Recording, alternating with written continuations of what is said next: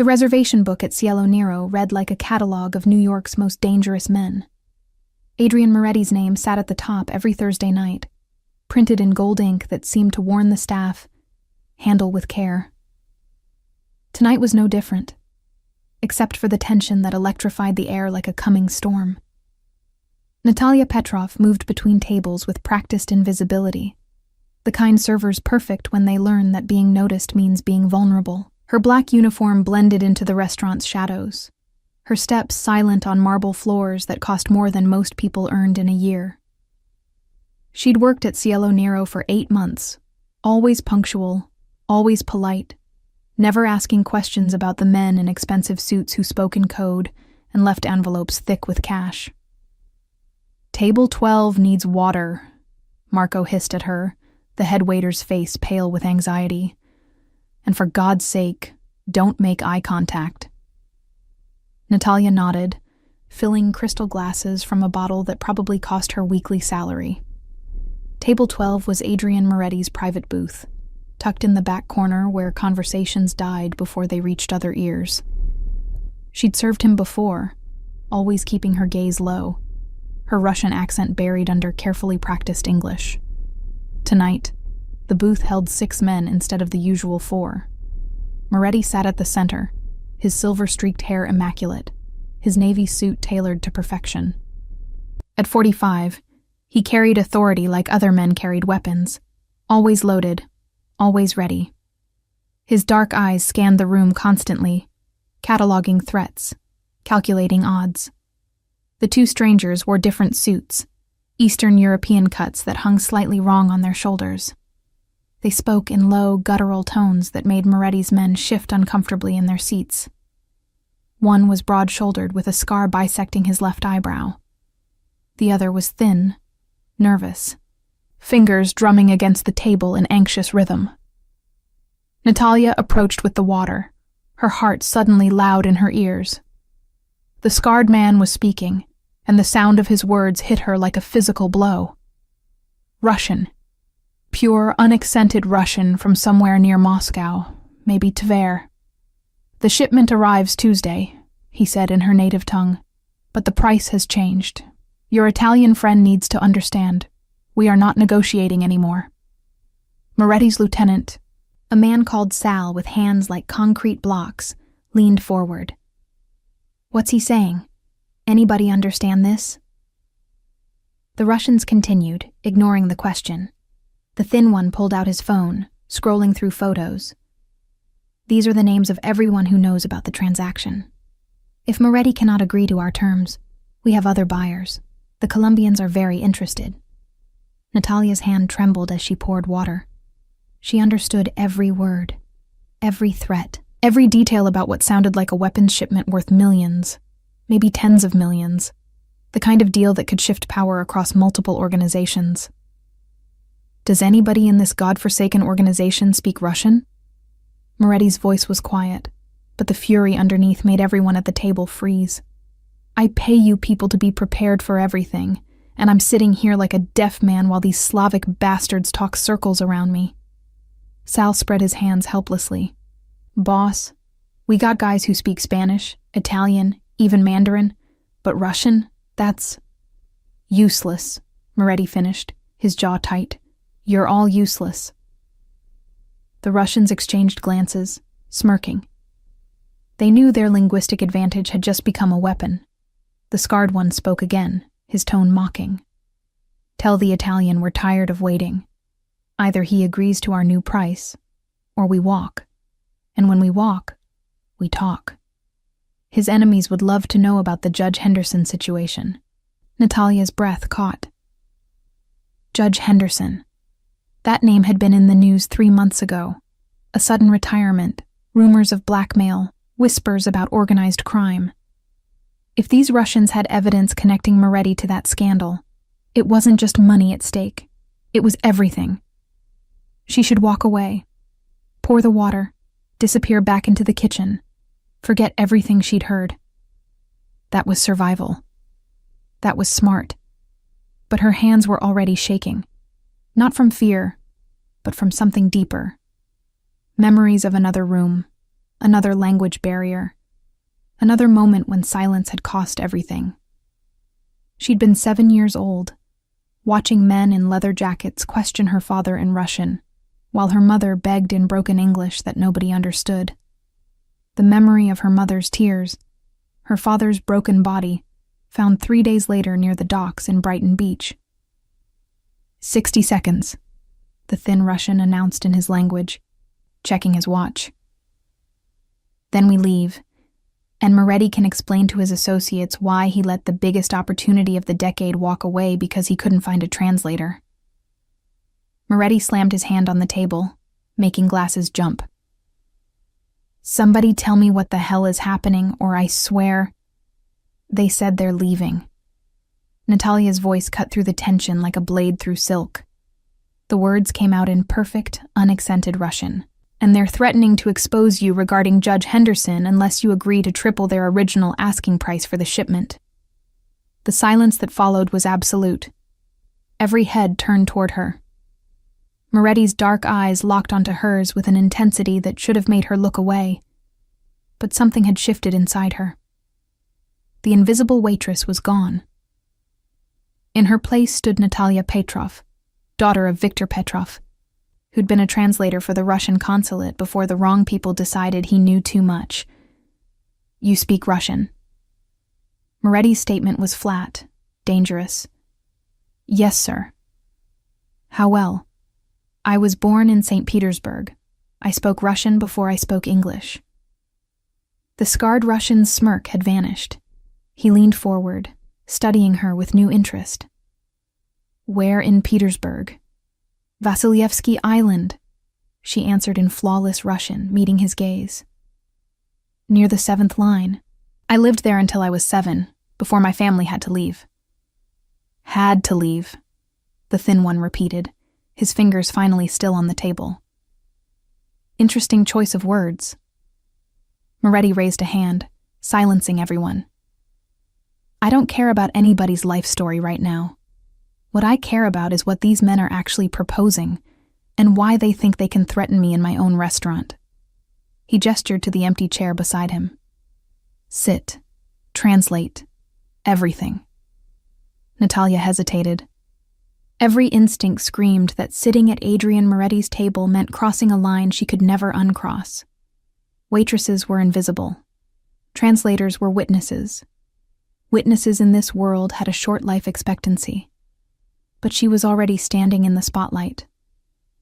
The only question was whether she'd use it to illuminate or to burn. She sat.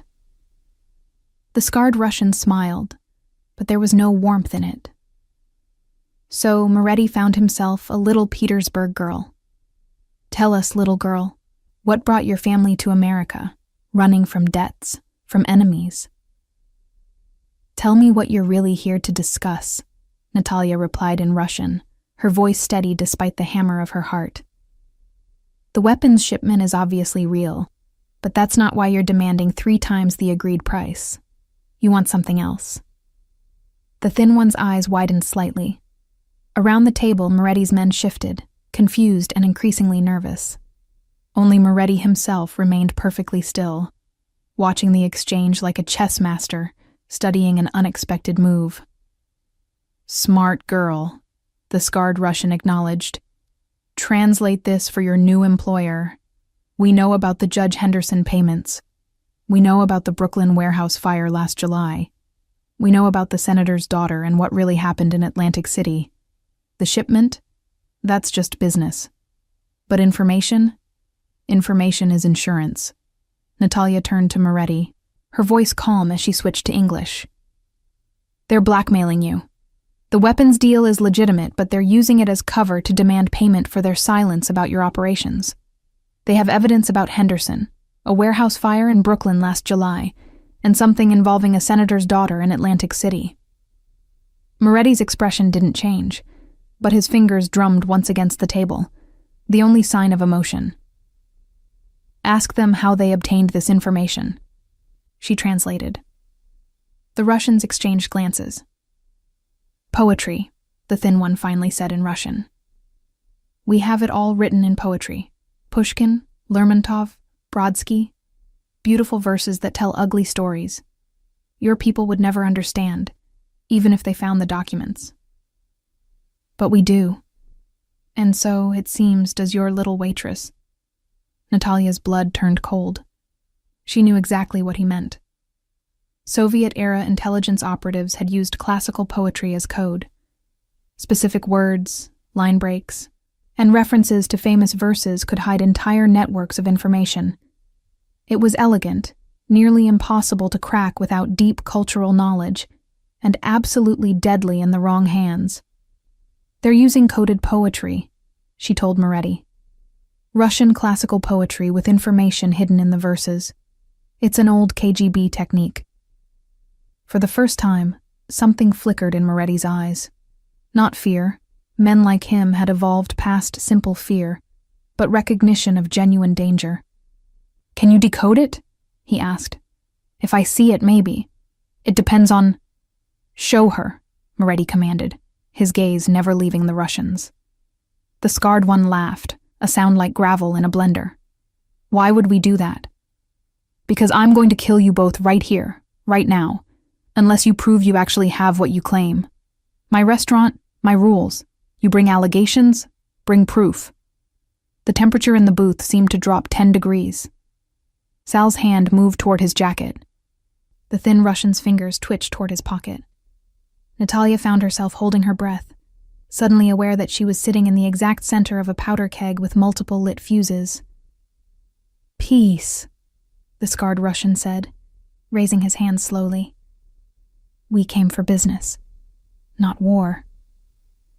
He pulled a folded piece of paper from his inside pocket, sliding it across the table to Natalia. Read this. Tell your boss what it says.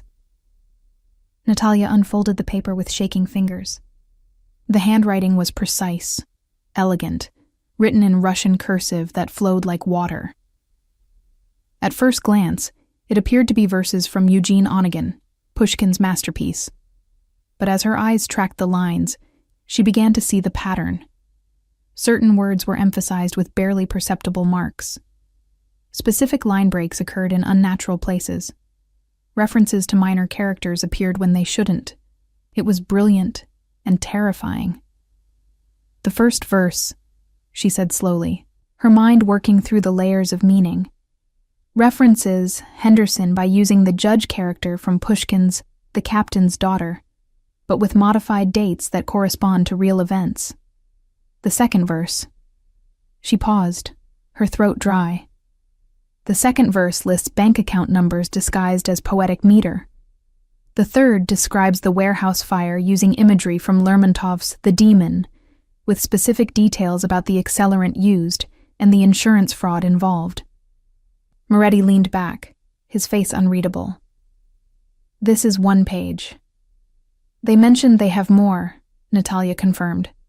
This is just a sample. Ask them how many pages. She did. The thin Russian smiled.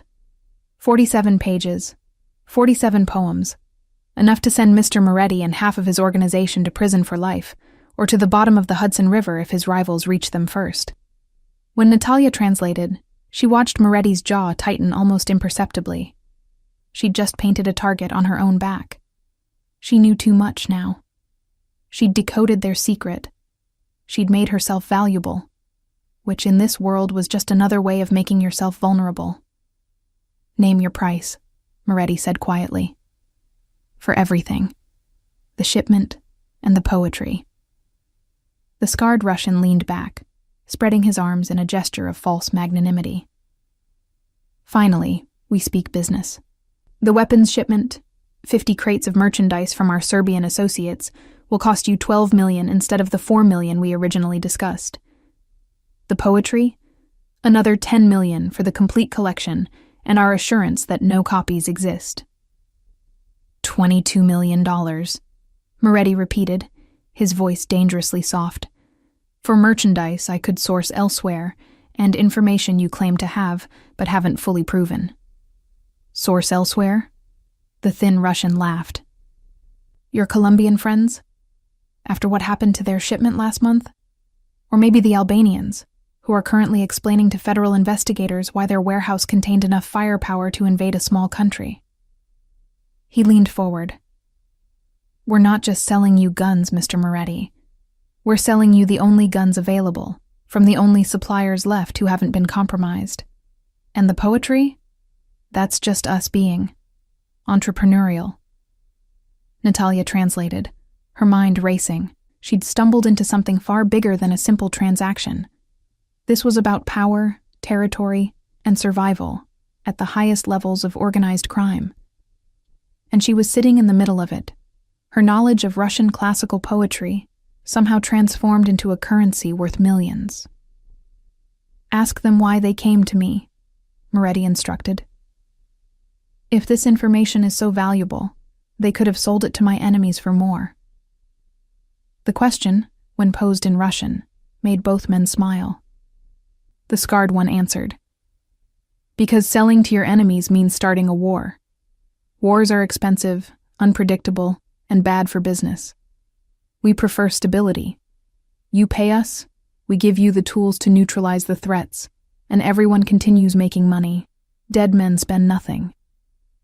Pragmatic, Moretti acknowledged when Natalia translated, but incomplete. There's something you're not telling me. What's the real reason you're here, in my restaurant, instead of auctioning this to the highest bidder? The Russians exchanged a look. Something unspoken passed between them, and Natalia caught it. A flicker of concern, maybe even fear.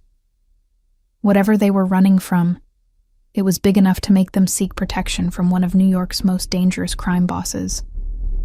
Tell him, the thin one said in Russian, that the information we have came from someone he knows, someone inside his organization who's been recording everything for months.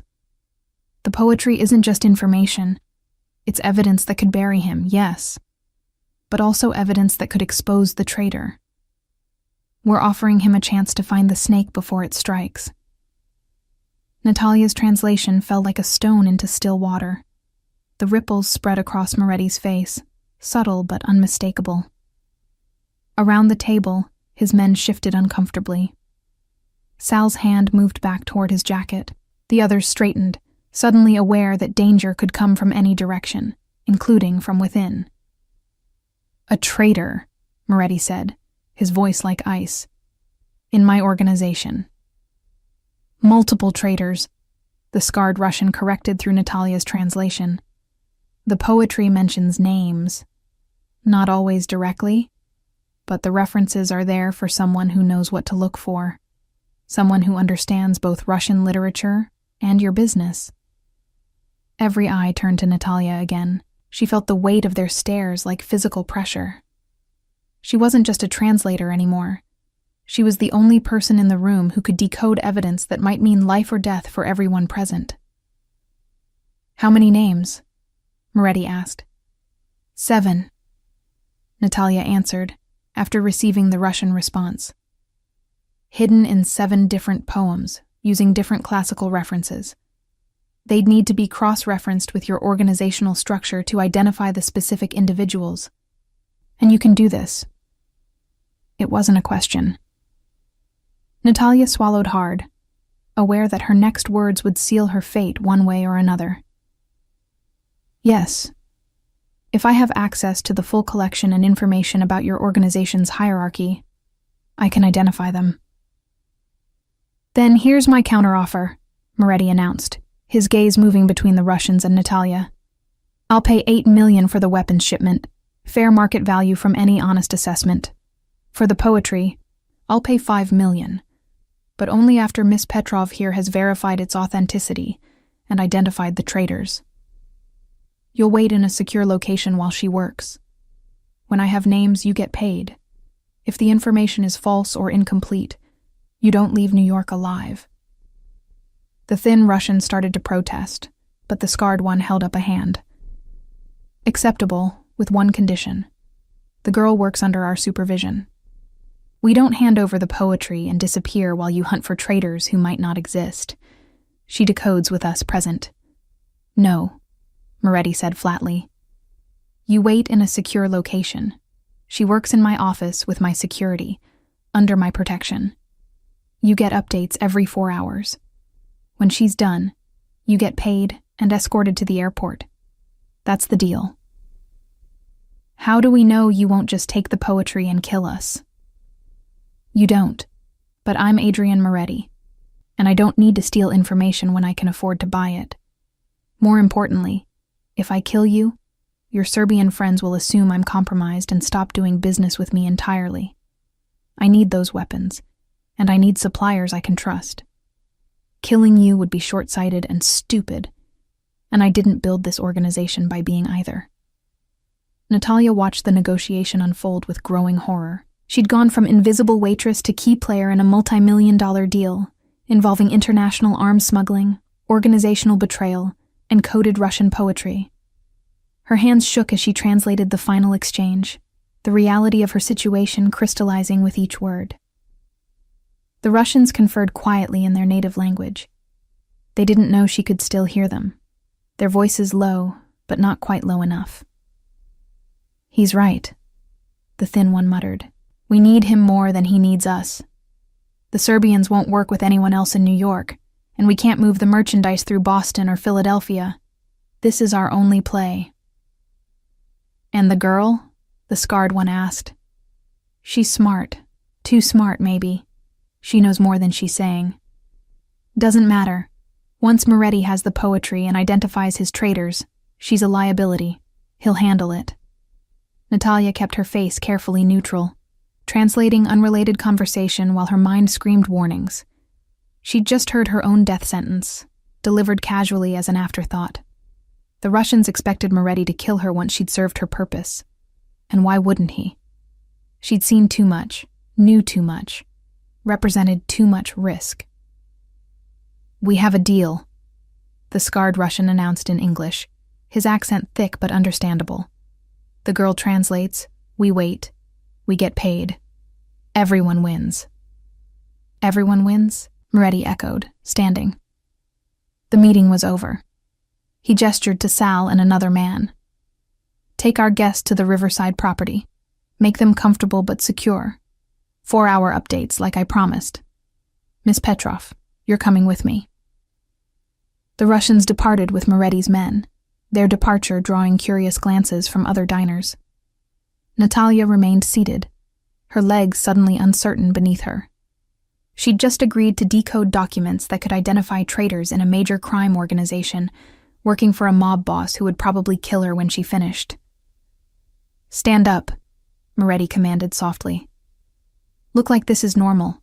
The other staff are watching, and I don't need them wondering why my waitress is suddenly sitting at my table looking like she's seen a ghost. Natalia rose on shaking legs. Moretti moved beside her, his hand lightly touching her elbow, a gesture that would look courteous to observers, but felt like an iron shackle. He guided her toward the back of the restaurant, past the kitchen, through a door marked private, and into an office that reeked of leather, cigar smoke, and quiet menace. The door closed with a soft click that sounded like a cell door locking. Moretti moved to his desk, pouring 2 glasses of amber liquid from a crystal decanter. He held one out to her. Drink. You look like you need it. I don't. It's not a request. Natalia took the glass, the whiskey burning her throat but steadying her nerves. Moretti settled into his chair, studying her with the same intensity he'd directed at the Russians. So, Natalia Petrov from Vasilyevsky Island, he began. Why is a woman who speaks fluent Russian and can decode Soviet-era intelligence techniques working as a waitress in my restaurant? I needed a job. I didn't lie on my application. You didn't mention you're basically a walking codebreaker either. He sipped his whiskey. Your father, Viktor Petrov, what did he really do before you came to America? Natalia's chest tightened. Nobody knew about her father. She'd spent years burying that history, creating distance between the scared 7-year-old refugee and the careful, invisible adult she'd become. He was a translator at the Russian consulate, that's all. No, Moretti said quietly.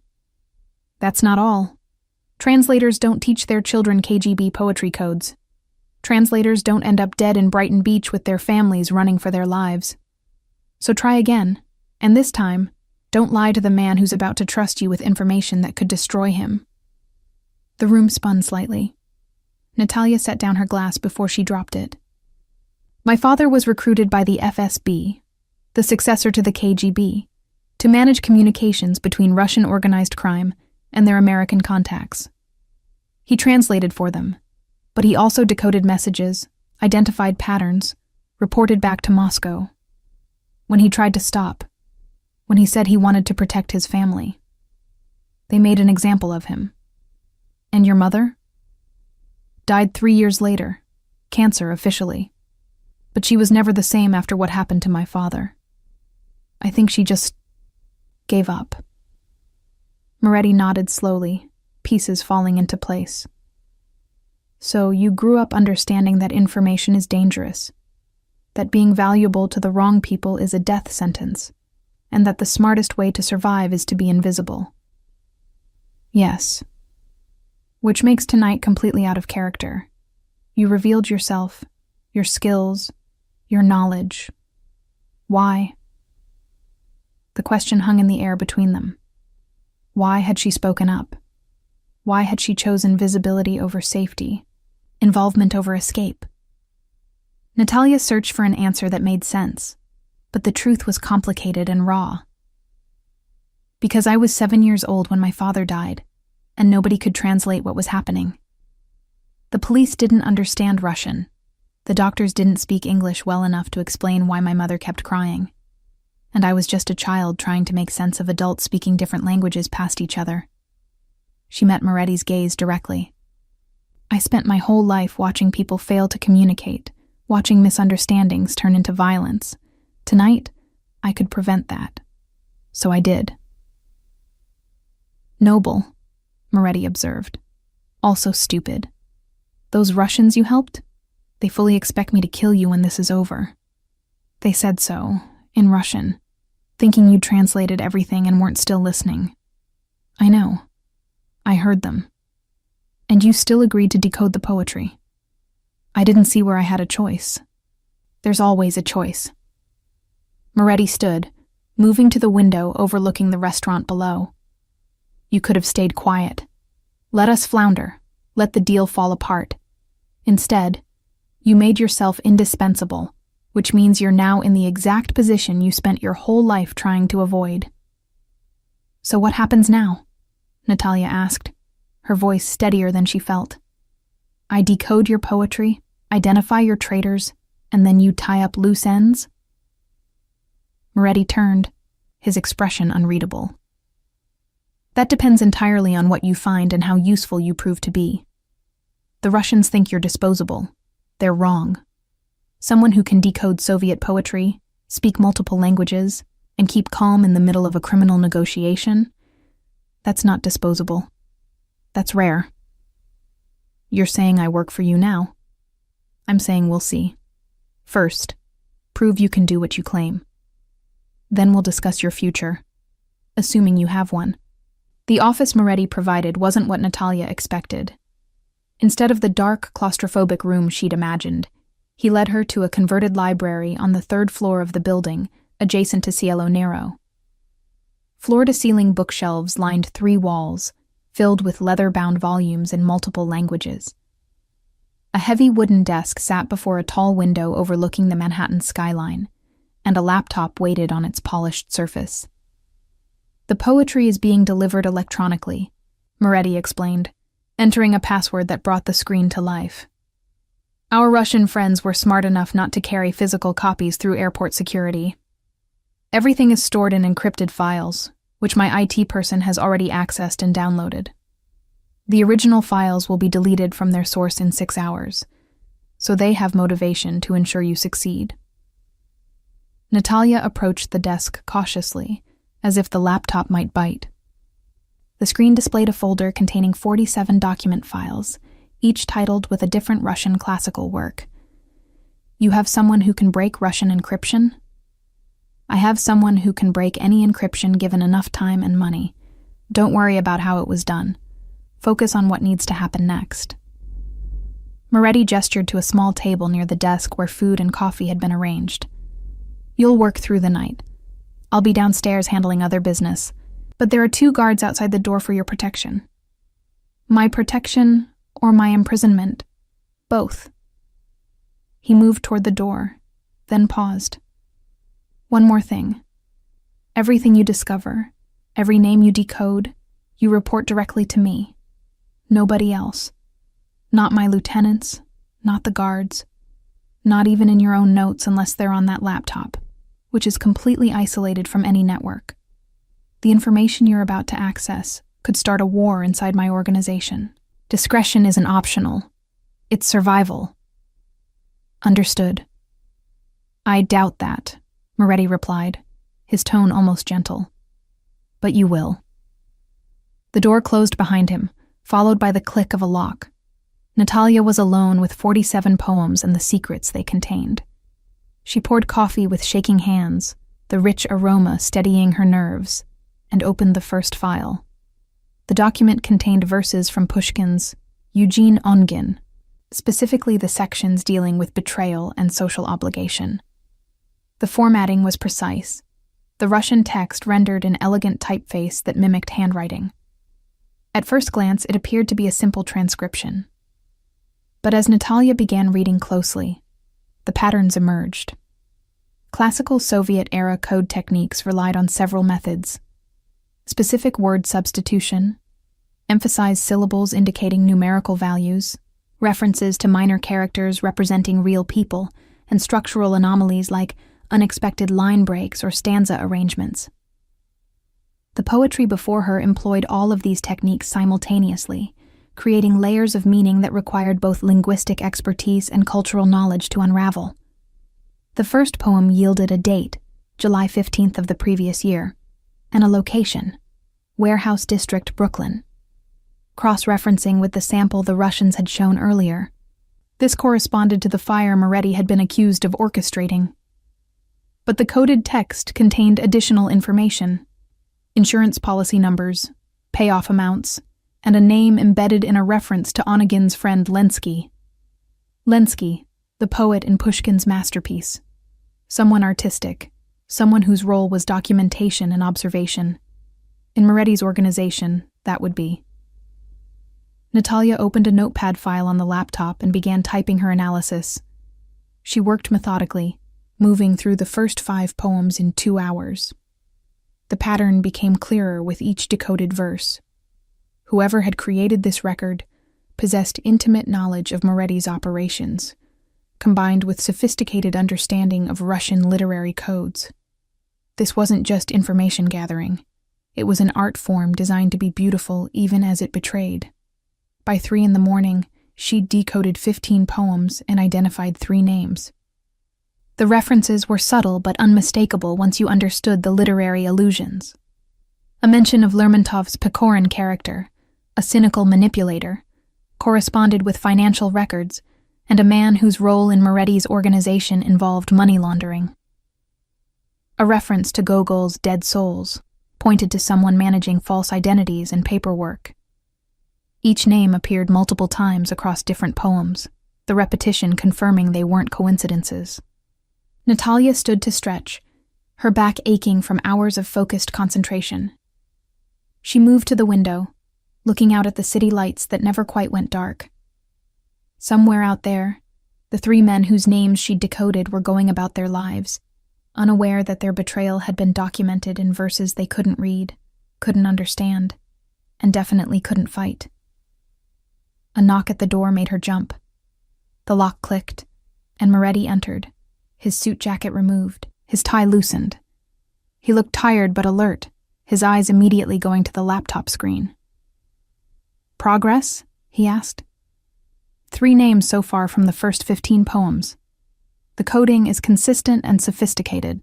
Whoever created this knew your organization intimately and had formal training in Soviet intelligence techniques. This isn't amateur work. "Show me." Natalia pulled up her analysis notes, explaining each literary reference and how it corresponded to specific operations and individuals. Moretti listened without interruption, his face revealing nothing as she detailed evidence of betrayal from men he trusted. "These 3, he said finally. "You're certain?" "As certain as I can be without external verification. The references appear multiple times, the details are specific, and the pattern is consistent. If these poems are authentic, and based on the information you already confirmed, they appear to be, then yes, I'm certain." Moretti pulled out his phone, typing a message. "Continue working. I'll handle this." "What are you going to do?"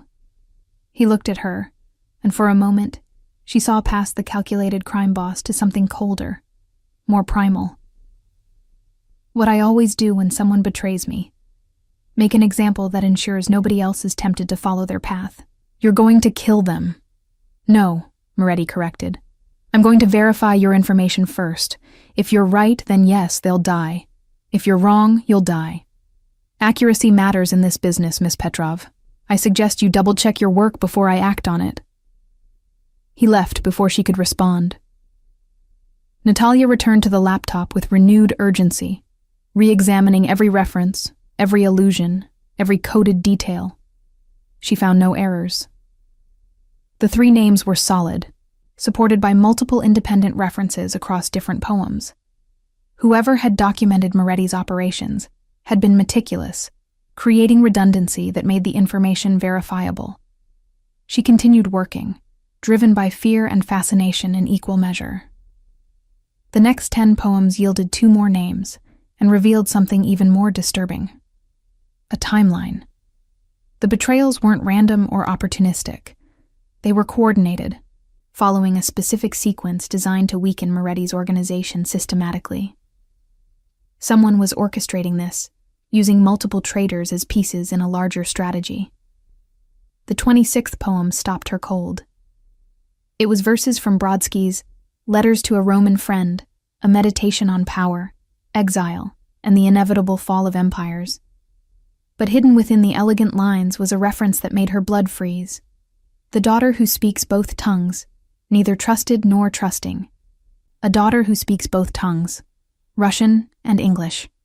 Someone bilingual, someone positioned to translate, someone who could operate in both worlds. Someone exactly like Natalia herself. She read the passage 3 times, hoping she'd misunderstood. But the meaning was clear. The person who'd created these poems knew about her. Known she existed. Known she worked at Cielo Nero. Known she possessed the exact skills needed to decode the information. This wasn't coincidence. She'd been part of the plan from the beginning. The door opened again. Moretti entered with 3 other men, all carrying themselves with the casual violence of people who'd killed before and would again. He approached the desk, his expression grave. "Your 3 names checked out," he said quietly. "We found evidence exactly where your poetry suggested. Financial records, communications, dead drops. You were right about everything." "I need to show you something," Natalia interrupted, pulling up the 26th poem. Her hands shook as she highlighted the relevant section. "This passage, it references someone like me. Someone bilingual, positioned to translate. The person who created these poems knew I was here, knew I could decode them. This whole situation, the Russians coming tonight, me being forced to reveal myself, everything. It was orchestrated." Moretti leaned over the desk, reading the screen carefully. His jaw tightened. "Who knew you spoke Russian before tonight?" "Nobody at the restaurant. I never put it on my application. I deliberately kept it hidden." "Then someone outside the restaurant knew. Someone who tracked you, identified your skills, and engineered this entire situation." He straightened, his mind visibly working through implications. The Russians didn't stumble onto this poetry. They were given it, probably by whoever created it. They came to me specifically because they knew I'd need a translator, and they knew you'd be here to provide those services. But why? What's the end game? "You're the end game," one of the other men said, speaking for the first time. He was older than Moretti, silver-haired with eyes like flint. Think about it. You decode the poetry, identify traitors, prove your value. Moretti keeps you alive because you're useful, but now he has to trust you completely because you know everything. Meanwhile, the person who created this poetry has embedded a spy right in his inner circle, and there's nothing he can do about it because killing you means losing the only person who can decode the remaining poems. That's insane, Natalia protested. I'm not a spy. I didn't even know this was happening until tonight. Doesn't matter, Moretti said, his voice tired. Innocent or not, you're now positioned exactly where someone wanted you. The question is whether I can trust that you're actually innocent, or whether everything you've told me tonight is part of an incredibly sophisticated play. The room fell silent. Natalia felt the weight of suspicion pressing down from all sides. She'd gone from invisible waitress to suspected double agent in less than 12 hours, and the worst part was that she couldn't prove her innocence. Everything that had happened fit the pattern of elaborate manipulation. Even her genuine surprise could be an act. There's only one way to resolve this, she said finally. Let me finish decoding all 47 poems. If I'm a spy, the remaining texts will reveal my purpose or my handlers. If I'm innocent, they'll show who really created this trap and what they wanted to accomplish. Or, Moretti countered, the remaining poems will give you more information about my organization, making you an even more valuable asset to whoever sent you. So, what's your alternative? Kill me now and lose the chance to decode the rest? Keep me prisoner forever? Trust is a choice, Mr. Moretti. Either you make it or you don't, but you can't stay suspended between the two forever. And based on what these poems are revealing, you don't have time to waste doubting me. There are 4 more traitors in your organization, and they're following a coordinated timeline. Every hour you wait is an hour they have to prepare. Moretti studied her face for a long moment, his dark eyes searching for deception, for weakness, for any sign that would make his decision easier. Finally, he turned to the 3 men behind him. Out, all of you. I need to think. They left without argument, the door closing behind them with that same soft click that had become the soundtrack to Natalia's new reality. Moretti moved to the window, his back to her, shoulders tense beneath his tailored shirt. My father taught me that trust is currency, he said quietly. You spend it carefully, you invest it wisely, and you never, ever extend credit to someone who hasn't earned it. In 30 years, I've built an organization on that principle. Tonight, you're asking me to bankrupt that account on a gamble. I'm asking you to recognize that we're both trapped in the same cage, Natalia replied. Someone designed this situation to put us at odds. They knew you'd suspect me, knew I'd have no way to prove my innocence, knew that doubt would paralyze you at exactly the moment you need to act decisively. Don't give them what they want. And what do they want? Chaos. Uncertainty. You, distracted and vulnerable, while your real enemies move against you. The poetry isn't just documentation, it's a weapon. And right now, it's pointed at both of us. Moretti turned, and for the first time since she'd met him, Natalia saw something other than calculated control in his expression. He looked human, tired, almost lost. Finish the poems, he said. But understand this. I'm assigning someone to watch you every second.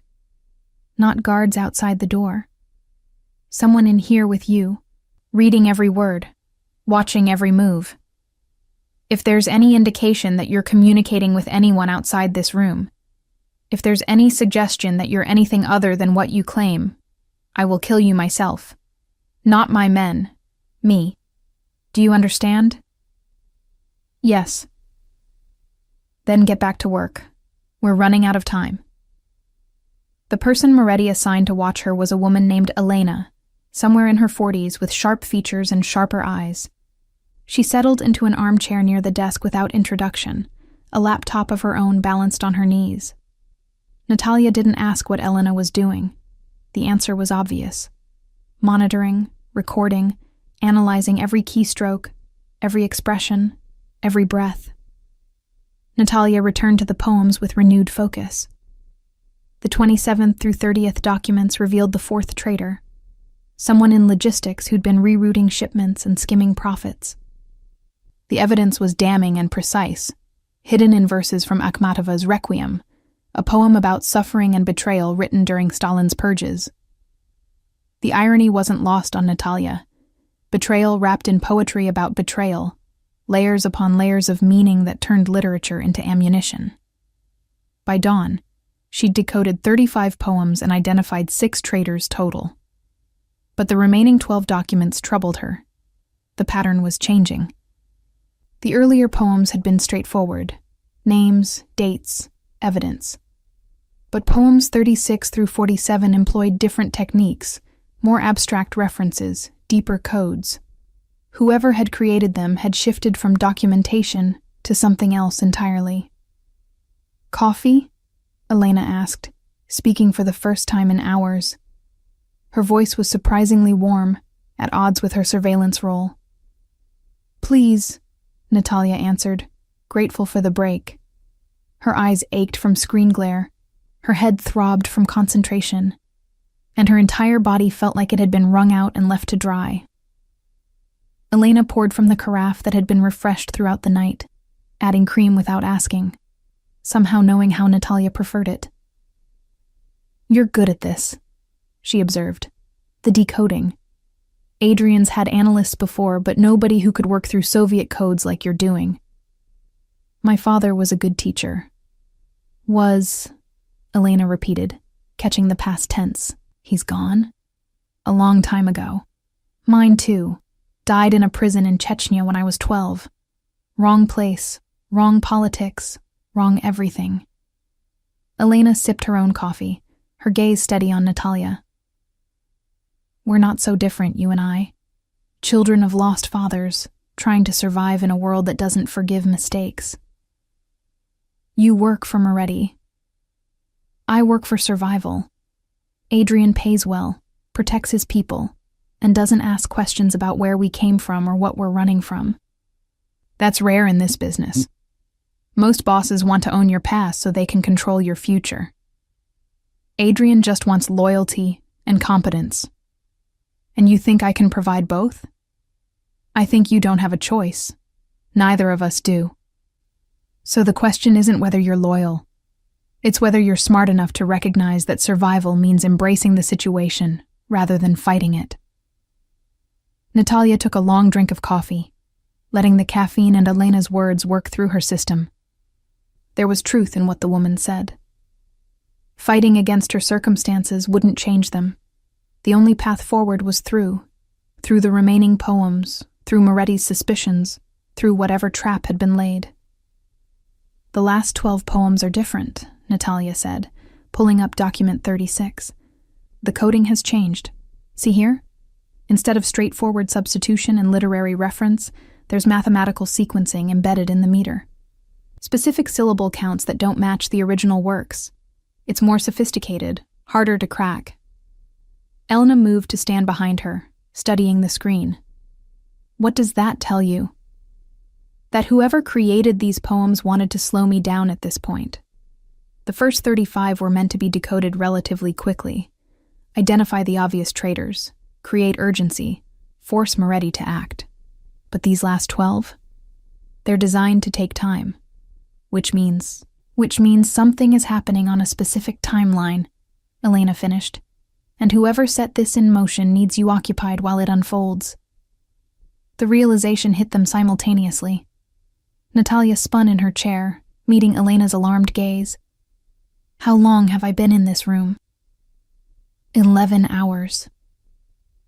"And during that time, Moretti has been acting on the information I've provided, moving against the traitors I identified, restructuring his security, essentially reorganizing his entire operation based on intelligence that could be deliberately designed to weaken him."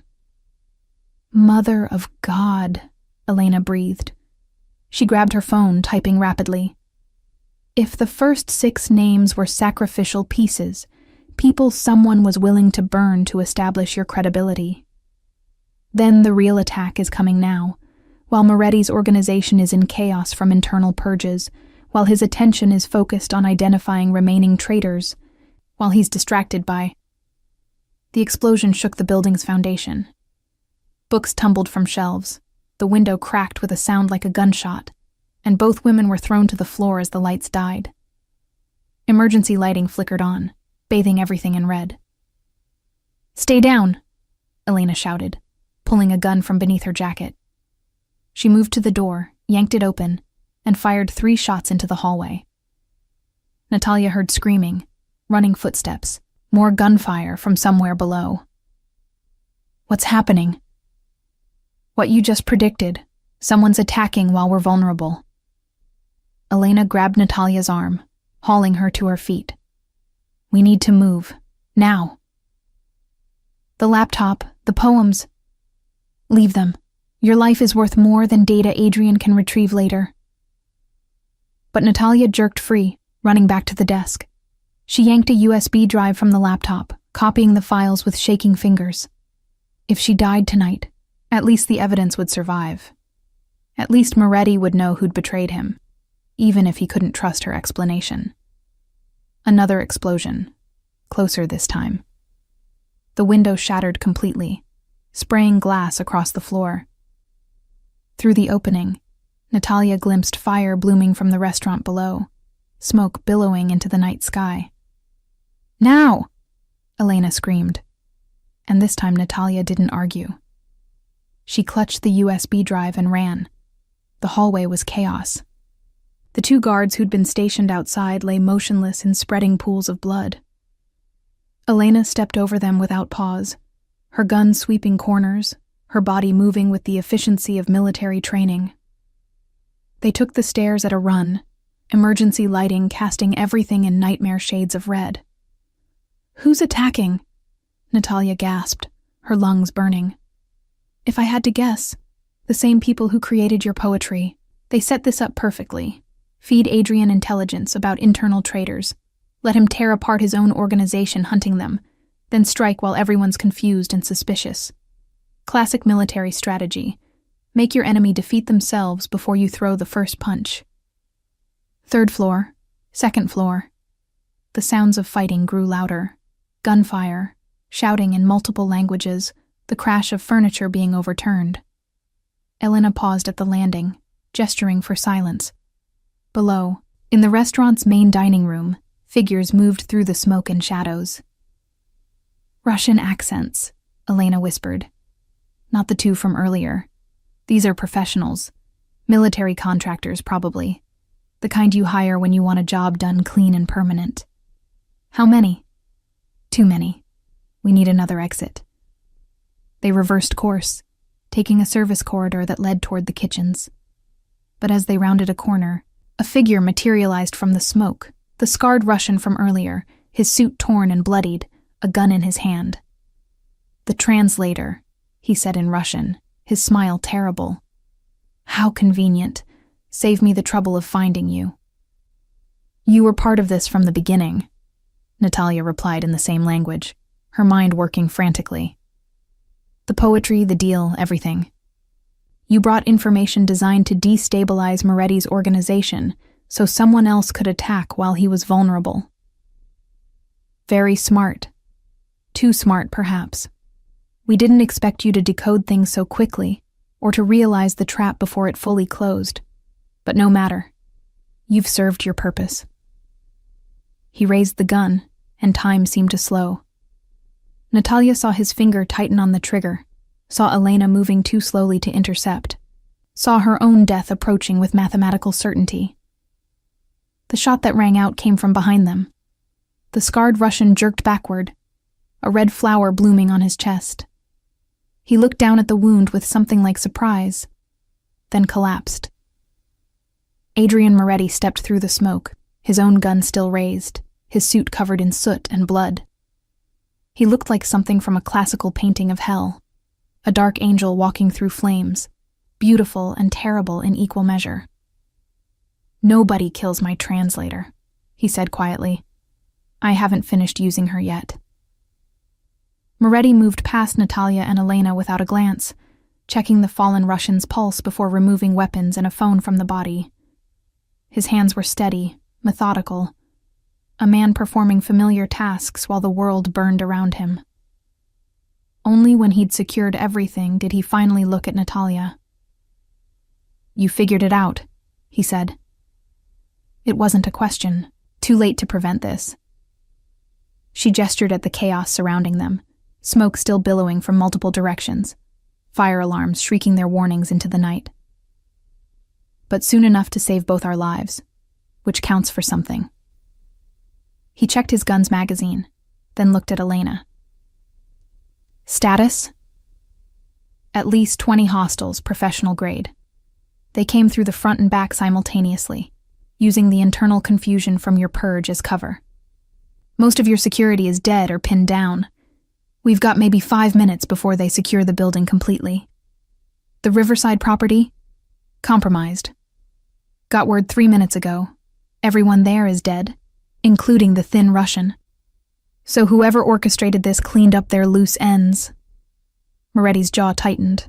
Smart, ruthless, exactly what I would do in their position. Another explosion rocked the building, this one from above. Ceiling tiles rained down, and somewhere in the distance, the groan of stressed metal suggested structural damage. The restaurant that had stood for 30 years as Moretti's fortress was being methodically destroyed. "The archives," Moretti said suddenly. "Underground, below the wine cellar, reinforced doors, separate ventilation system, emergency tunnel to the parking garage 3 blocks away. If we can reach it, we can get out alive." "That's across the entire building," Elena protested. "Through the main dining room where most of the hostiles are concentrated. Then we go fast, and we go hard. Miss Petrov, stay between us. You're carrying information that someone went to extraordinary lengths to create and equally extraordinary lengths to bury. That makes you valuable." He looked at her directly. "It also makes you a target. Don't slow us down, don't try to be heroic, and for God's sake don't get shot. Clear?" "Clear," Natalia managed, though her voice sounded distant, like someone else was speaking through her body. They moved as a unit, Elena on point, Moretti taking rear guard, Natalia sandwiched between them clutching the USB drive like a talisman. The service corridor led them past the kitchens, now a smoking ruin of overturned equipment and shattered glass, and toward the main restaurant floor. The dining room had been transformed into a war zone. Tables were overturned, expensive artwork riddled with bullet holes, crystal chandeliers hanging at drunken angles. Bodies lay scattered across the floor, both Moretti's men and the attackers, their blood mixing on marble that had once gleamed like polished ice. The air smelled of gunpowder, smoke, and something darker, the copper tang of mass violence. "Left side," Elena whispered. 3 hostiles behind the bar. Moretti didn't respond verbally. He simply moved, his gun tracking toward the bar with fluid precision. 3 shots, 3 bodies falling. Elena was already moving toward the next cover point, her own weapon finding targets with the same deadly efficiency. Natalia ran when they ran, stopped when they stopped. Her entire world narrowed to the space between 2 people who killed with the casual expertise of long practice. She'd seen violence before. Her father's death had ended any illusions about the world's gentleness. But never like this. Never so personal, so immediate, so utterly devoid of drama or hesitation. They reached the wine cellar stairs as gunfire erupted from somewhere behind them. Bullets chipped the walls, sprayed plaster dust, forced them to dive through the doorway and slam the reinforced door shut. Heavy bolts slid home, and for a moment, there was blessed silence. "That won't hold long," Moretti said, already moving down the stone stairs into darkness. "They'll breach it with explosives in under 3 minutes. Keep moving." The wine cellar was a cathedral to expensive taste. Climate-controlled chambers lined with bottles worth more than most cars, organized with the precision of a museum collection. Moretti led them through the labyrinth without hesitation, past vintages from before Natalia was born, around corners that all looked identical in the emergency lighting. "How long until they realize we're not still in the building?" Natalia asked. "They already know," Elena answered. "Professional assault teams don't leave escape routes unmonitored. Whatever's waiting at the other end of your tunnel, Adrian, it won't be friendly." "I know, but it's better than waiting here to die." The tunnel entrance was hidden behind a false wall of wine racks. Moretti pressed a concealed switch, and an entire section swung outward, revealing a passage that looked like something from a Cold War spy novel. Concrete walls, bare bulbs, the smell of damp earth and old secrets. "This was built during Prohibition," Moretti explained as they entered, Elena sealing the entrance behind them. "Modified in the 50s when my grandfather ran this place. It saved my family more than once. With luck, it'll do so again." They moved quickly through the tunnel, their footsteps echoing in the confined space. Natalia's mind raced, processing everything that had happened in the past 12 hours. She'd gone from invisible waitress to decoder to fugitive to survivor, each transformation marking a point of no return. Whatever happened next, whoever she'd been before tonight, was gone forever. "The poems," she said suddenly. "The last 12 that I didn't finish decoding. They're the key, aren't they? Not to identifying traitors, but to understanding who really orchestrated this attack." "Obviously," Moretti replied without slowing. "But right now, staying alive takes priority over understanding who's trying to kill us. We'll worry about the poetry when we're somewhere safe." "There might not be anywhere safe if we don't understand the endgame. Think about it.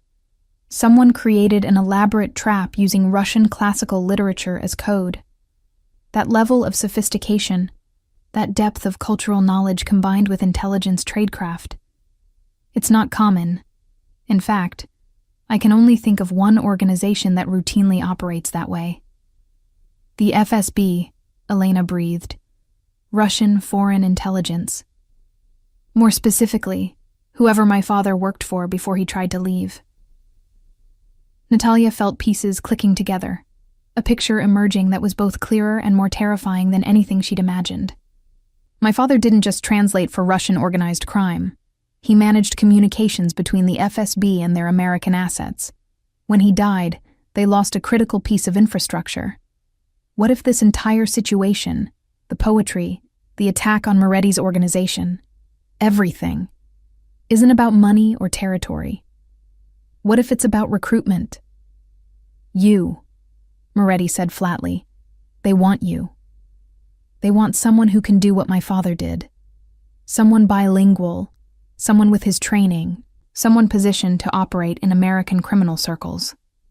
They created a situation that would force me to reveal my skills, then engineered events that would make me dependent on you for protection. Now we're both compromised, both desperate, both perfect candidates for coercion." "That's insane," Elena protested. "The FSB doesn't orchestrate elaborate criminal attacks just to recruit one translator. They do if that translator represents a generational asset. My father's network took decades to build.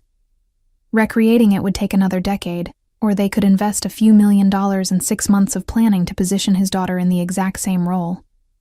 From their perspective, it's efficient." The tunnel ended at a heavy steel door with a modern electronic lock. Moretti entered a code, and the mechanism clicked open, revealing a parking garage bathed in fluorescent light. 3 black SUVs waited, engines already running, courtesy of some prearranged signal Natalia hadn't noticed him send. "We'll discuss international conspiracy theories once we're mobile," Moretti decided, moving toward the nearest vehicle. "Right now." The gunfire came from 3 directions simultaneously. Muzzle flashes lit the garage like strobe lights, bullets sparking off concrete and metal. One of the SUVs exploded in a fireball that threw all of them to the ground, heat washing over Natalia's back like the breath of hell. Elena was up first, returning fire. her face a mask of controlled fury. Moretti rolled behind the second SUV, his gun tracking targets Natalia couldn't see through the smoke and chaos. She lay pressed against cold concrete, clutching the USB drive, feeling utterly useless and simultaneously grateful for her own uselessness. At least she wasn't expected to join the killing. 30 seconds, Moretti shouted. Get to the third vehicle. But before they could move, a new voice cut through the chaos. It spoke in Russian, amplified by some kind of megaphone, the words echoing off concrete walls with brutal clarity. Natalia Petrovna Petrov, daughter of Viktor Mikhailovich Petrov. We're not here to kill you. We're here to bring you home. The shooting stopped. In the sudden silence, Natalia heard her own heartbeat, loud and frantic in her ears. She looked at Moretti, saw the calculation in his eyes, the awareness that whatever happened next would define everything that followed. Home, she called back in Russian, her voice stronger than she felt. I've been in America since I was 7. This is home. America killed your father. America left your mother to die alone and forgotten. America turned you into a waitress, invisible and powerless. We're offering you the chance to become what your father was. Important, respected, essential. My father tried to leave your organization. You murdered him for it. Your father failed to understand that some knowledge makes freedom impossible. He thought he could walk away from his obligations. We corrected his misunderstanding. You're smarter than he was. You understand that power requires sacrifice, that security demands loyalty, that survival means choosing the right allies. A figure emerged from the smoke. He was tall, somewhere in his 50s, with the weathered face of someone who'd spent years in harsh climates. His suit was expensive, but not ostentatious, and he carried no visible weapon. Authority radiated from him like heat from pavement. My name is Dmitry Volkov, he continued in Russian, though Natalia suspected he spoke perfect English. I was your father's handler. I tried to save him, but he'd already made choices that left us no alternatives. You don't have to make his mistakes. Come with us peacefully and Mr. Moretti lives. Refuse, and everyone in this garage dies, including you. We'd prefer you alive and cooperative, but we'll settle for the intelligence you've already gathered. The USB drive, Natalia realized. You don't just want me. You want the decoded poems. You want to know what your own operation documented. The poems were created by one of our assets inside Moretti's organization, someone who's been documenting everything for 18 months. But our asset was killed 2 hours ago during Moretti's purge of suspected traitors, and the codes they used to communicate with us died with them. You're the only person left who can decode what they documented. That makes you valuable beyond measure. Moretti, still behind the SUV, spoke without showing himself. She decoded 35 out of 47 poems, identified 6 traitors, including your asset, apparently. If you kill us, you get the USB drive but lose the only person who can decode the rest. Which is why we're offering terms, Volkov acknowledged. Miss Petrov comes with us. The USB drive comes with us. You live, free to rebuild your organization however you choose. In 6 months, after we've extracted everything we need from both her knowledge and the remaining poems, we'll consider releasing her if she's been cooperative. Consider releasing her, Moretti repeated, his tone flat with disbelief. You expect me to hand over my translator on the promise of maybe seeing her alive again? I expect you to recognize when you have no negotiating position. You're outnumbered, outgunned, and trapped in a parking garage with limited exits. Your organization is in shambles, your resources depleted, your people dead or scattered. We're offering you survival. That's considerably more generous than you deserve, given how much damage you've done to our American operations over the years. Natalia's mind raced through options, finding no good ones. If she refused, everyone died, including herself, which would accomplish nothing. If she agreed, Moretti lived, but she disappeared into an FSB black site, becoming exactly what her father had been, a prisoner of her own expertise, too valuable to release but never truly free. There had to be another option. Some variable she wasn't seeing, some piece of the puzzle that would shift the entire board, and then she saw it, the flaw in Volkov's plan, hidden in his own words. "You said your asset created the poems over 18 months, she called out in Russian. But you didn't know what they documented because the codes died with your asset. That means the poems weren't just documentation for you. They were documentation against you." Volkov's expression flickered. Just for a moment, but it was enough. "Your asset wasn't loyal," Natalia continued, standing slowly, hands visible. "They were building insurance. Evidence against their FSB handlers, evidence of Russian intelligence operations on American soil, coded in a way that only someone with specific linguistic and cultural knowledge could decode. They were planning to defect, and they needed proof of their value to offer American intelligence services. That's why the last 12 poems are more heavily encrypted. They contain the most damaging information, the details about you and your organization." The silence that followed was different than before. Charged. Dangerous. "You're guessing," Volkov said, but his voice had lost its certainty. "I'm extrapolating from evidence. The pattern in the poems shifts after number 35. The literary references become more personal, more specific to Cold War-era intelligence operations. The last 12 poems aren't about Moretti's organization. They're about yours. Names, methods, American contacts. Your asset was going to burn you, and you killed them before they could. Now you're trying to recover the evidence and eliminate anyone who might decode it. Which is why you're coming with us." "No," Natalia said firmly. "I'm not. Because if I disappear into FSB custody, Moretti will deliver this USB drive to the FBI, along with everything I've already decoded. Your American operations will be exposed, your networks dismantled, your agents arrested or killed. You'll lose everything you've built here, all to capture one translator who would rather die than become what her father was." Moretti's voice, when he spoke, carried dark amusement. "She makes an excellent point. I'm a criminal, Volkov, but I'm an American criminal. The FBI has been trying to put me in prison for years, but they've never tried to kidnap me from a parking garage.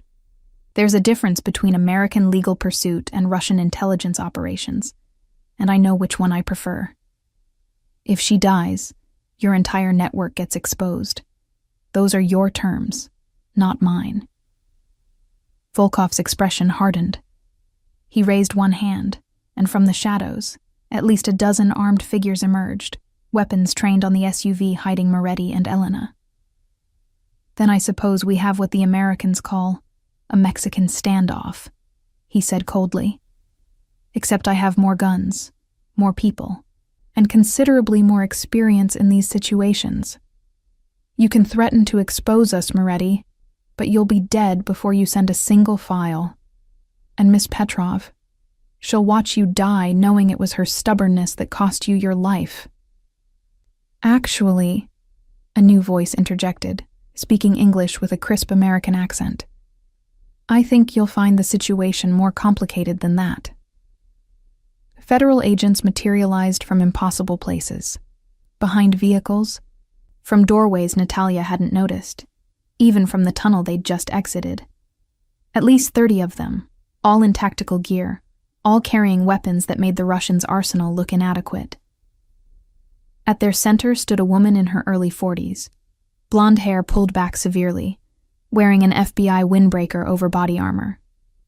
Her credentials were already displayed as she approached Volkov with the casual confidence of someone holding all the winning cards. "Special Agent Sarah Chen, FBI Counterintelligence. Dmitry Volkov, you're under arrest for conspiracy, attempted kidnapping, assault with deadly weapons, and about 17 different violations of the Foreign Intelligence Surveillance Act. You have the right to remain silent, which I'd strongly suggest exercising, because everything you've said in the last 10 minutes has been recorded and will absolutely be used against you." Volkov's face went carefully blank. Around him, his people began slowly lowering weapons as red laser sights painted them from multiple directions. The mathematics of survival had shifted decisively. "How long?" he asked quietly.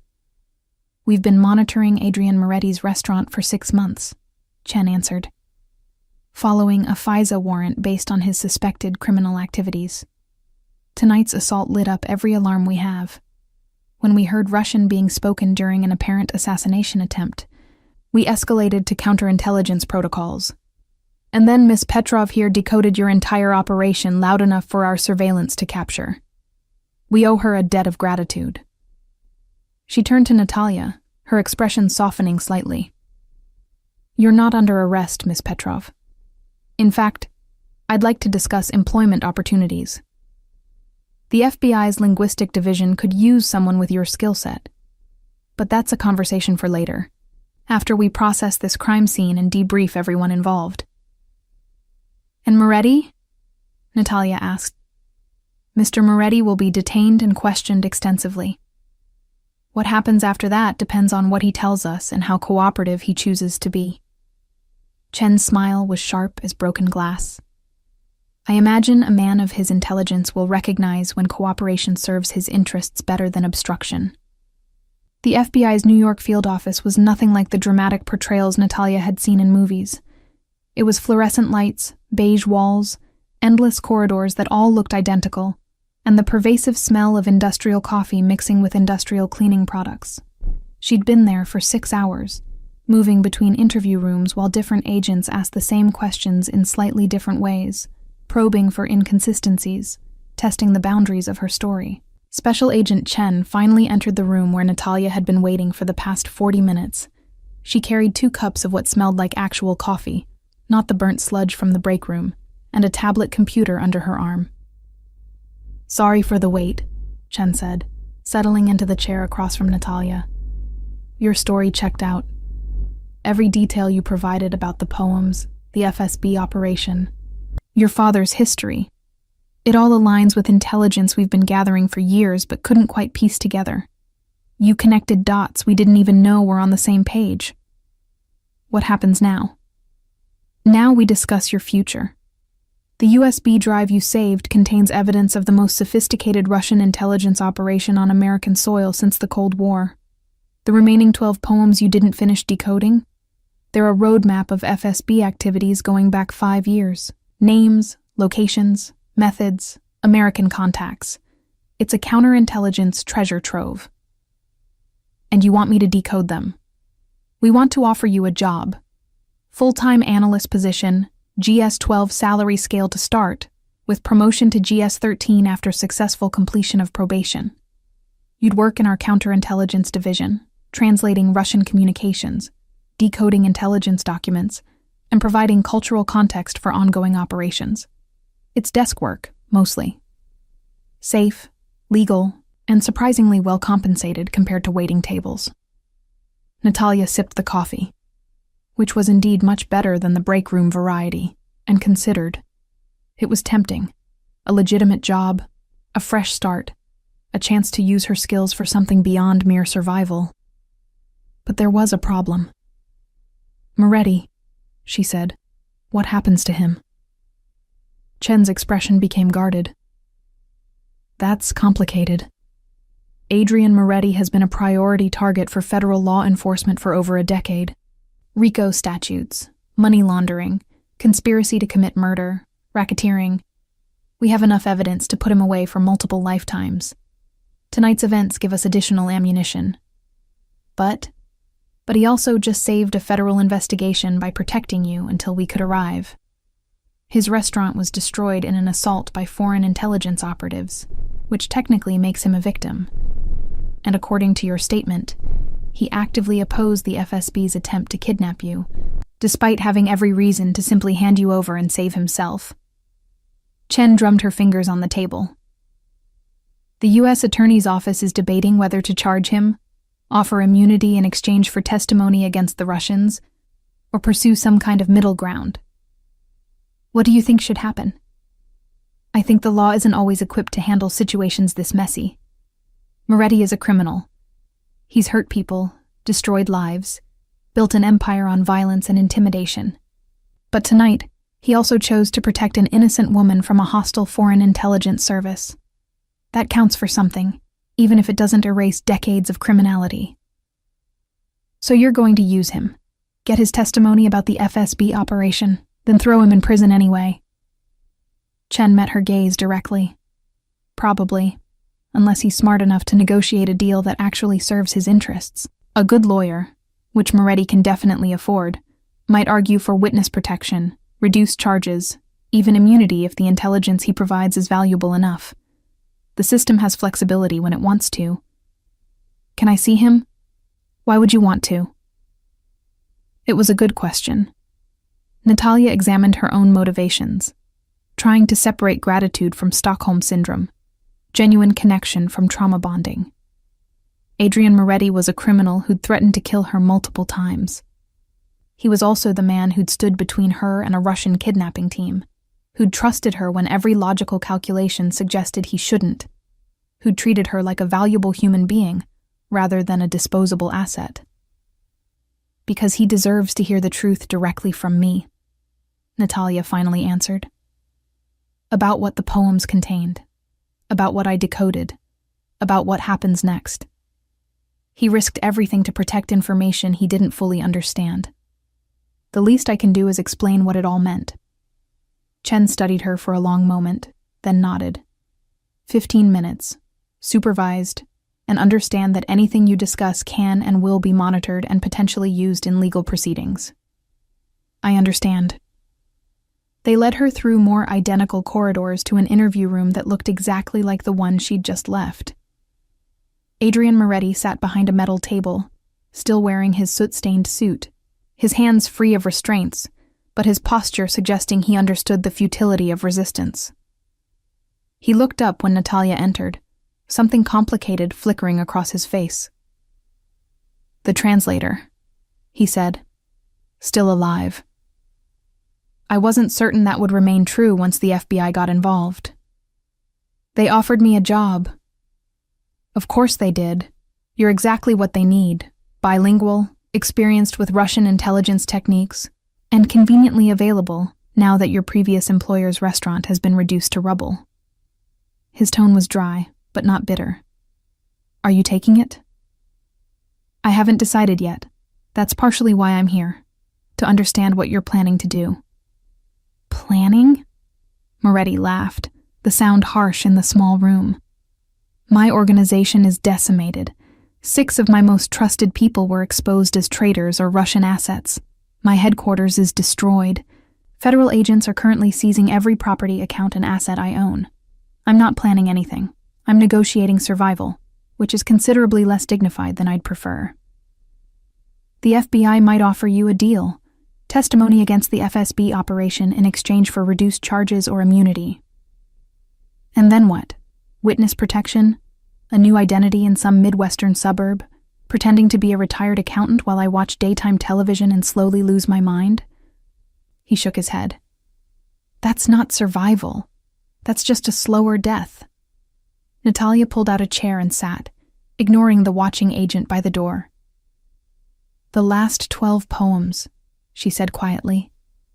I decoded them. While we were waiting for processing, I worked through the patterns. You need to know what they contained. Moretti leaned forward, suddenly focused. Tell me. The FSB asset in your organization wasn't just documenting your operations. They were documenting a much larger network. Russian intelligence has been using organized crime families across the eastern seaboard as cover for intelligence gathering, money laundering, and influence operations. Your organization was just one piece. The poems list 7 other crime bosses who've been similarly infiltrated, along with specific details about FSB handlers, communication protocols, and long-term strategic objectives. Christ, Moretti breathed. How long has this been running? At least 8 years, based on the earliest references. Maybe longer. The asset who created the poems was meticulous. They documented everything. Payments, meetings, operations that appeared to be criminal enterprise but were actually intelligence collection. It's comprehensive enough that the FBI could dismantle the entire network if they move quickly, which is why you're valuable to them. You're the key that unlocks the whole operation. Yes, but here's what the FBI doesn't know yet, what I only realized while finishing the decoding. The poems contain a second layer of information hidden beneath the intelligence documentation. Financial records. The FSB has been stealing from the criminal organizations they infiltrated, skimming profits, redirecting funds to offshore accounts. Millions of dollars over nearly a decade. Moretti's eyes sharpened. Account numbers? Routing information? Access codes? Even passwords in some cases. Your asset wasn't just documenting the FSB operation for American intelligence. They were building leverage against their Russian handlers. Come after me, and I'll expose both your intelligence network and your theft. It was insurance, blackmail material designed to guarantee their safety. But they were killed anyway. By your people, during the purge. The FSB didn't know about the poems until after their asset was already dead. That's why they came after me so aggressively. They weren't just trying to recover intelligence. They were trying to recover evidence of their own corruption before other Russian officials learned about it. Moretti leaned back, his mind visibly working through implications. You're saying there's money, substantial money, hidden in accounts that the FSB thinks are secure but actually aren't, because you have the access codes. Approximately $47 million across multiple accounts and shell corporations. Money that was stolen from American criminal organizations, including yours, and diverted to FSB operations. Money that technically belongs to nobody legal, since both the thieves and the original owners are criminals. Money that someone clever could access and redirect before anyone realizes it's vulnerable. Theoretically, Natalia acknowledged, her voice carefully neutral, although doing so would require significant technical expertise, multiple international transactions, and extremely careful timing to avoid detection by either the FBI or Russian intelligence. But possible. Possible. The room fell silent. The watching FBI agent shifted uncomfortably, clearly uncertain whether she should intervene in a conversation that seemed to be veering toward conspiracy, but hadn't quite crossed that line yet. Why are you telling me this? Moretti finally asked. You could keep this information to yourself. Use it to negotiate your own deal with the FBI, or even access the money yourself. Instead, you're sitting here giving me intelligence that could change my entire negotiating position. Because you saved my life, Natalia said simply. Multiple times. You had every reason to hand me over to the Russians, to abandon me in that parking garage, to prioritize your own survival over mine. You didn't. You chose to protect someone who was essentially a stranger, at tremendous cost to yourself and your organization. That kind of decision deserves to be repaid. Noble. Also potentially stupid, depending on what I do with this information. I don't think you'll do anything stupid. You're a criminal, but you're not reckless. You understand that $47 million could rebuild what you've lost, but only if you're smart about accessing it and smarter about what you do afterward. Moretti studied her face, searching for hidden motives, for deception, for any sign that this was some kind of trap. Whatever he saw seemed to satisfy him, because his expression softened slightly. Not quite a smile, but close. If I were to access these funds hypothetically, he said carefully, and if I were to use them to negotiate a more favorable arrangement with federal authorities, perhaps by demonstrating cooperation and providing value beyond mere testimony, would you be interested in maintaining our professional relationship? Assuming, of course, that I'm in a position to employ anyone once this situation resolves. Are you offering me a job? I'm suggesting that a person with your skills would be valuable to an organization that's being rebuilt from the ground up. An organization that would need translators, analysts, people who understand international intelligence operations and can navigate complex information landscapes. Legitimate business ventures require those skills just as much as illegitimate ones. More, perhaps, since legitimate business has actual legal consequences for mistakes. Legitimate business, Natalia repeated. You're talking about going straight?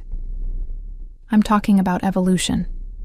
My father ran this organization one way. I ran it another way. Perhaps it's time for a third way, one that doesn't involve federal indictments and parking garage shootouts. The world is changing. Information is becoming more valuable than traditional criminal enterprises. Someone who understands that, who can operate in both legal and extra-legal spaces, who has connections in law enforcement and experience with international intelligence. That person could build something remarkable. And you think I'm that person? I think we could be those people, if we're smart about it. You get a career that's more interesting than decoding FBI surveillance tapes. I get a partner who actually understands the modern world instead of trying to apply 20th century solutions to 21st century problems. The FBI gets cooperation, restitution, and a success story about reformed criminals becoming productive citizens. Everyone wins. Except the FSB. Fuck the FSB.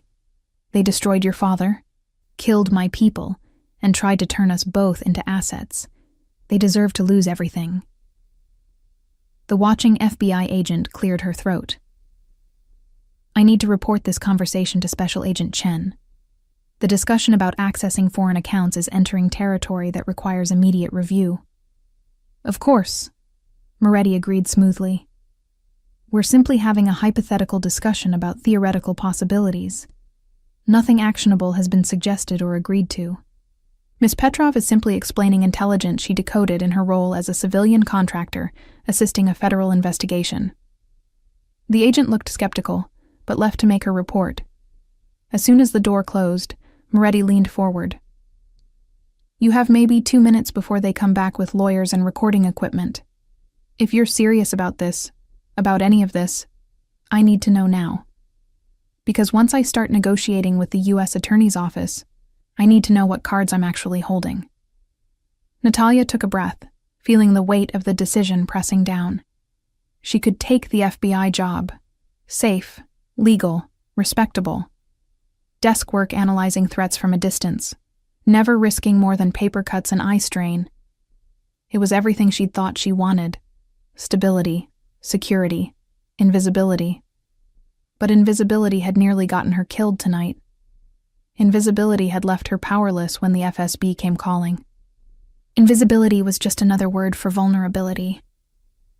I'll give you the account information, she said quietly. All of it. But I have conditions. Name them. First, you use a portion of the money to compensate the families of your people who died tonight. Not because you're legally obligated to, but because it's right. Second, whatever organization you build next operates within legal boundaries. I won't help you rebuild a criminal empire. Third, my role remains undefined until I see proof that you're actually serious about legitimate business. I'll consult, analyze, translate, but I won't commit to anything permanent until you've demonstrated this isn't just a con to escape federal prosecution. Reasonable terms? Anything else? Yes. You teach me everything you know about negotiation, strategy, and operating in spaces where the rules are unclear. You saved my life tonight, but you also showed me that powerlessness is a choice. I'm done choosing it. If I'm going to work with you, in whatever capacity that ends up being, I need to learn how to navigate this world as an equal, not an asset. Moretti smiled, and this time it was genuine. The first real smile she'd seen from him. Done. Although I should warn you that navigating this world as an equal means accepting dangers that invisible people never face. Once you choose visibility, you can't go back. Are you certain that's what you want? I was invisible when the FSB tried to kidnap me. I was invisible when your organization was infiltrated.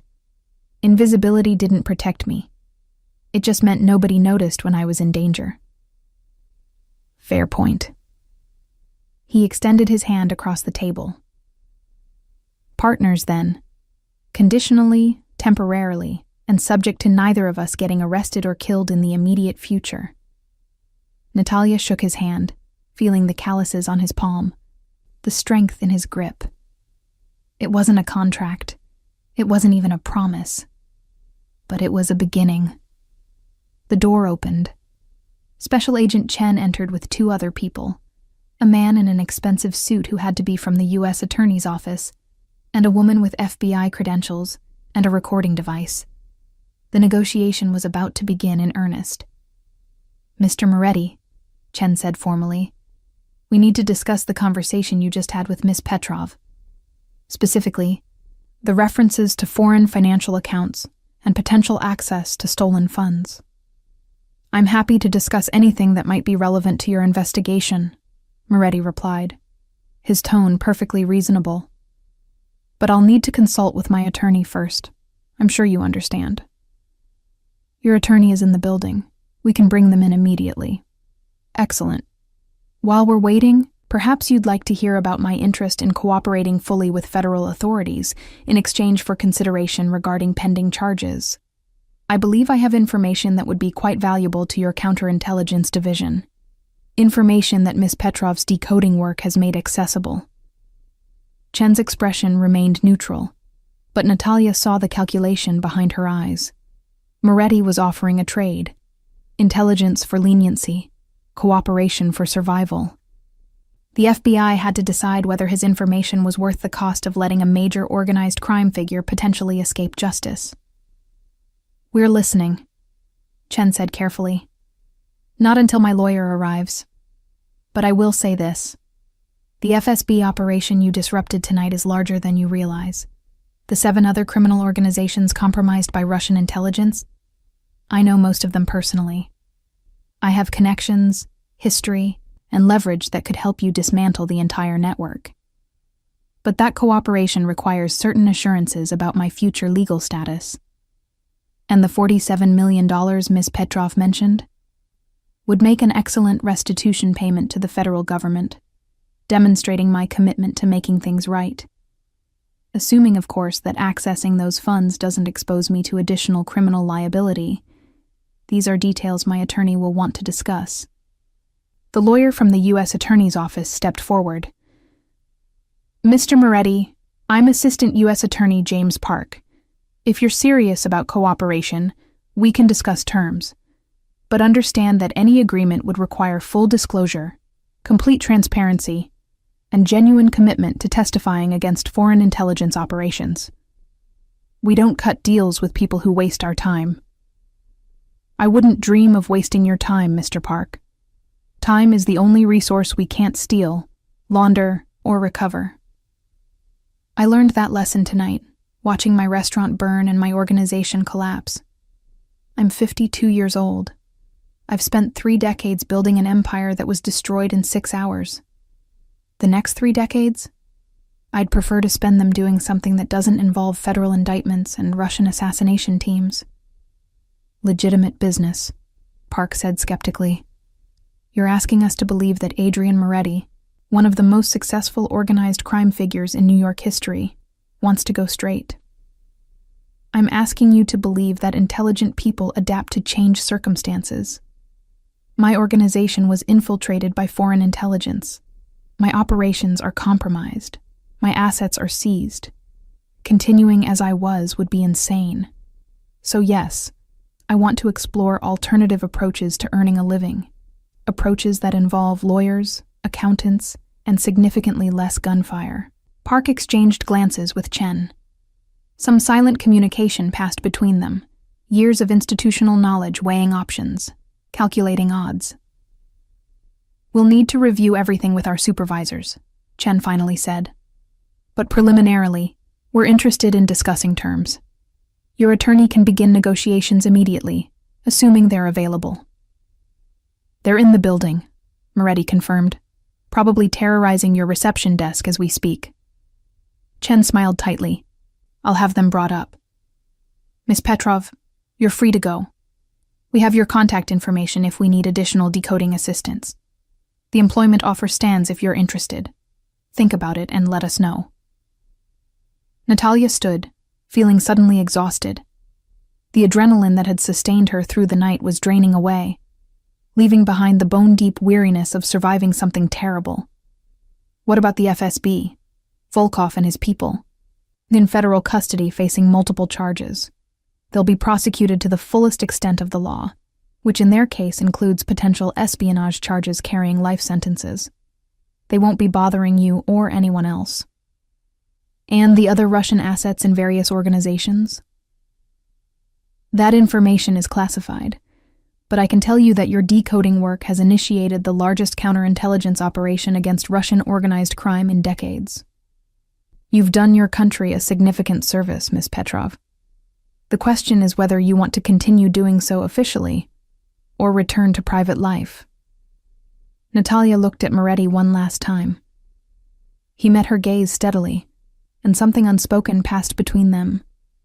Not a promise, not even an agreement, just an acknowledgement that they'd survived something impossible together, and that whatever happened next would be shaped by that shared experience. I need time to think, she said, about everything. Take all the time you need, Chen replied, but not too long. The world keeps moving, and opportunities don't wait forever. They escorted Natalia out, through corridors and security checkpoints, back into the real world where morning light was beginning to paint Manhattan's skyline in shades of gold and rose. The city looked unchanged. The same buildings, the same streets, the same relentless energy. But Natalia felt fundamentally altered, as if the night had burned away some essential layer of protection and left her exposed to possibilities she'd never allowed herself to consider. Her phone buzzed. A text from an unknown number. Account information when you're ready. Take your time deciding. Either way, thank you for tonight. M. She stared at the message for a long moment, then deleted it. Not because she wouldn't take him up on the offer, but because some decisions required space and silence to process fully.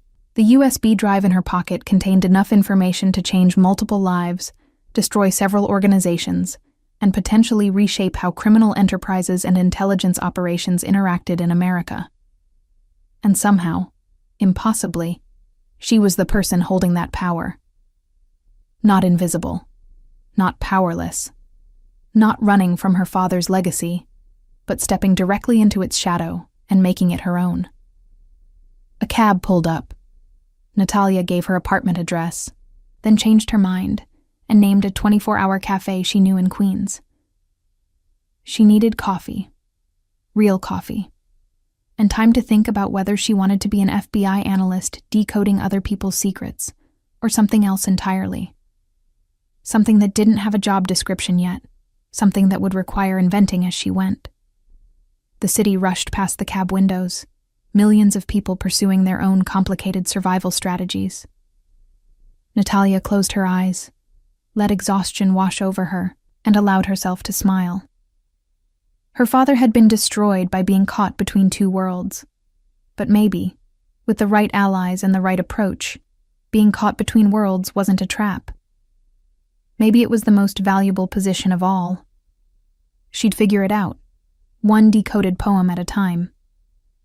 3 months later, Natalia stood in an office that still smelled of fresh paint and new furniture. Floor-to-ceiling windows overlooked Manhattan from the 30th floor of a building whose previous tenants had included 3 hedge funds, a law firm, and, ironically, a Russian cultural organization that had relocated to Brooklyn under mysterious circumstances. The brass nameplate on the door read, Petrov Consulting, Language Analysis and Strategic Intelligence. It's understated, Elena observed, setting down a box of office supplies. She'd transitioned from Moretti's security detail to something she called Executive Protection and Operational Coordination, which seemed to involve equal parts bodyguard work and business management. Professional doesn't scream we used to dodge bullets in parking garages. That's the idea, Natalia replied, adjusting the placement of a leather chair. The furniture was expensive but not ostentatious, the kind that suggested competence and discretion rather than wealth. Everything about the office was designed to project legitimacy while maintaining flexibility about what that legitimacy actually meant. Her phone buzzed. A message from Adrian Moretti. Signing the final paperwork at 2 p.m. Dinner afterward to celebrate? Natalia smiled. The final paperwork referred to his plea agreement with the U.S. Attorney's Office, 12 months probation, substantial financial restitution, and a commitment to cooperate fully with ongoing federal investigations into Russian intelligence operations. In exchange, most of the serious charges had been dropped, and he'd been allowed to restructure his remaining legitimate business interests into what his lawyers called private consulting and investment services. It was, Natalia had learned, how powerful people reinvented themselves when reinvention became necessary. The paperwork was different, the rhetoric was different, but the fundamental reality remained. Adrian Moretti would continue operating in spaces where information, connections, and carefully calibrated influence mattered more than traditional business models. And now, so would she. The difference was that everything they did would be legal. Mostly legal. Legal enough that federal prosecutors wouldn't be interested unless they violated extremely specific boundaries that both of them had learned to navigate with uncomfortable precision. "Dinner sounds good," she texted back. "The Italian place near your new office?" "Too predictable. I'm thinking Thai. The place in Chelsea that doesn't ask questions about business conversations." "Perfect." Elena watched the exchange with knowing amusement. "You two have gotten comfortable with each other. We're business partners. Comfortable is important. Is that all you are? Business partners?" Natalia considered the question. Her relationship with Moretti was complicated, built on mutual survival, reinforced by shared secrets, and complicated by the fact that he'd once threatened to kill her, and she'd once decoded evidence that nearly destroyed his life. They met regularly to discuss cases, to coordinate on projects that required both her linguistic expertise and his connections, to strategize about building something that neither of them could have created alone. Was there attraction? Probably. Was there respect? Absolutely. Was there something deeper developing beneath the professional courtesy? Maybe. But relationships built on surviving near-death experiences required time to evolve beyond crisis mode. "Ask me again in 6 months," Natalia finally answered.